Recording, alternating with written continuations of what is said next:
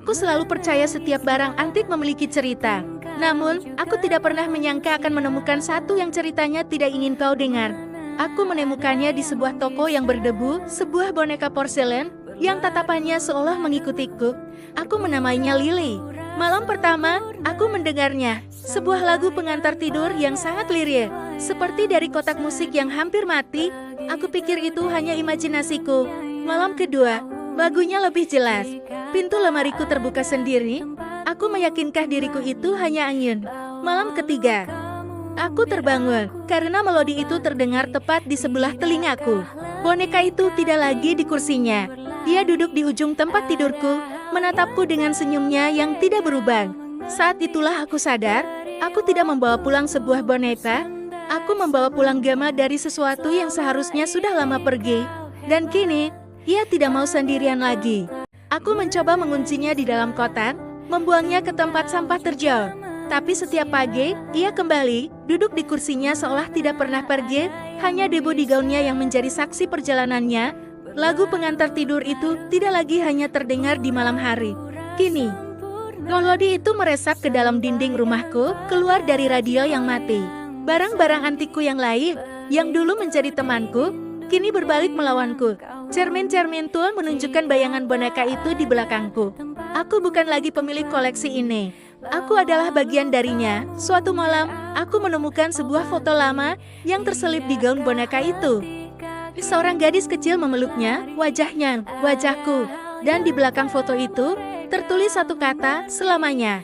Aku sadar, Lily tidak pernah mencari teman baru. Ia hanya ingin teman lamanya kembali. Aku berhenti melawan. Ingatan itu terlalu kuat. Rumah ini bukan lagi milikku, ini kamarku dari masa lalu.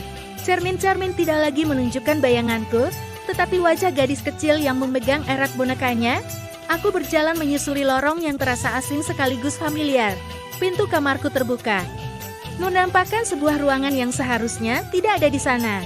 Tempat tidur kecil, wallpaper bunga yang pudar dan sebuah kursi goyang di sudut. Di atas tempat tidur, gaun tidur putih terlipat rapi, aku memakainya. Rasanya pas. Lagu pengantar tidur itu kini terdengar begitu jernih, begitu dekat. Aku duduk di tempat tidur, memeluk lututku. Pintu perlahan tertutup.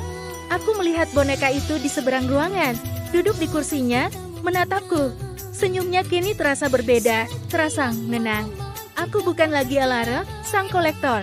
Aku adalah gadis kecil yang lupa jalan pulang. Dan malam ini, Lily tidak akan tidur sendirian. Kami akan bermain selamanya.